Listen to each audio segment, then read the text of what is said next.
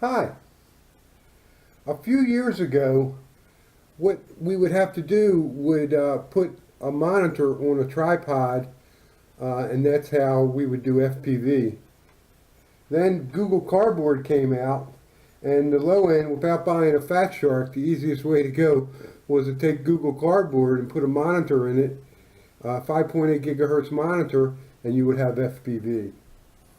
Then Google Cardboard became popular, and they started making goggles for your phone. So you can take your phone out, or take the works for the phone out, and put a monitor in here. This has an 11-inch monitor, which is nice.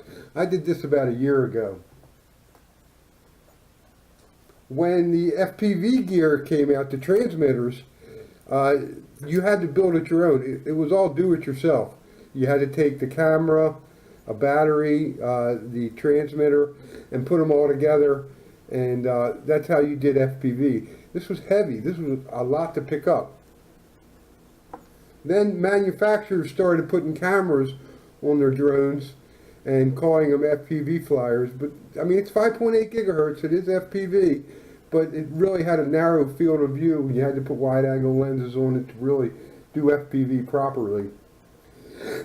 Now, what they have is an all-in-one camera, and they call it AIO, all-in-one, and everything's built into this, and it's a 5.8 gigahertz camera transmitter combo, and it's much lighter than this old guy, and it's cheap too. It's only like $25, $30.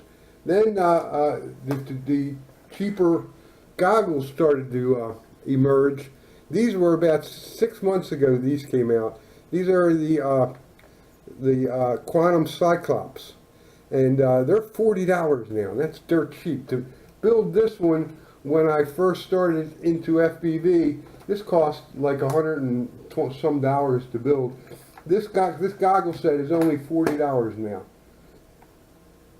Now that these cameras are so small and so light, you can put them on tiny little quadcopters like this guy. This is an E010 that has that tiny camera on it, and I can use it with those goggles, and I can have FPV in the house if I need to. This is a F36, which is better than the E010.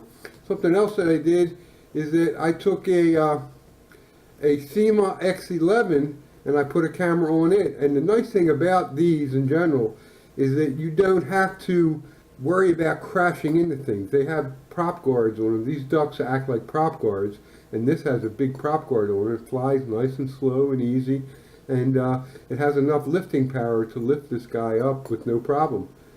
Now that the industry is getting more into FPV, they're selling these types of things now. This is the camera,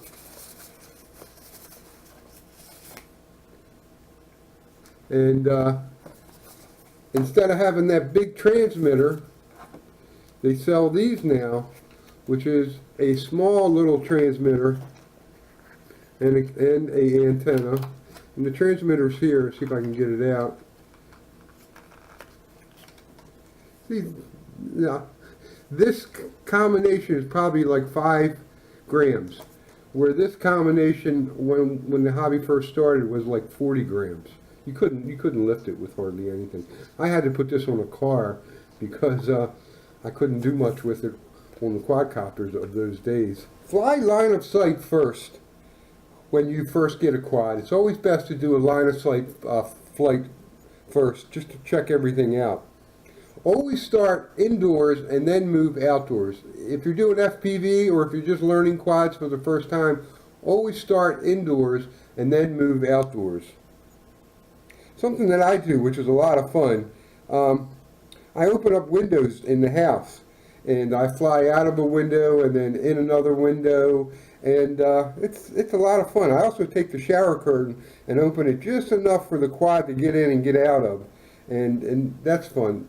Something else that you can do is to make a course in your house, and then time yourself and see how much better you're getting at that course. You can fly under chairs, over things, lamps and all, and use every room in the house.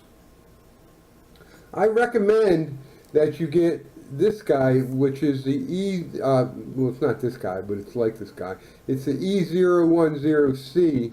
It has a circular polarized antenna, not a linear antenna. The reason why I say that, it's only $37, and it comes all pre-mounted, so you don't have to worry about soldering anything. And get a pair of these Cyclops, because they're only $40, so for less than $80 you can have an FPV setup nowadays. Something that I do when I go outside is I take this guy and I put it on the quadcopter that I'm flying outdoors that day.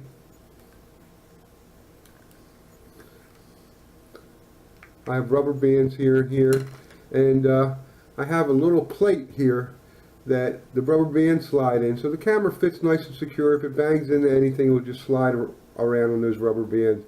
And the rubber bands act like a shock absorber, where if you crash it, this will just bounce around. It won't damage it in any way. And these antennas are very damaged. You can damage them very easily when you crash.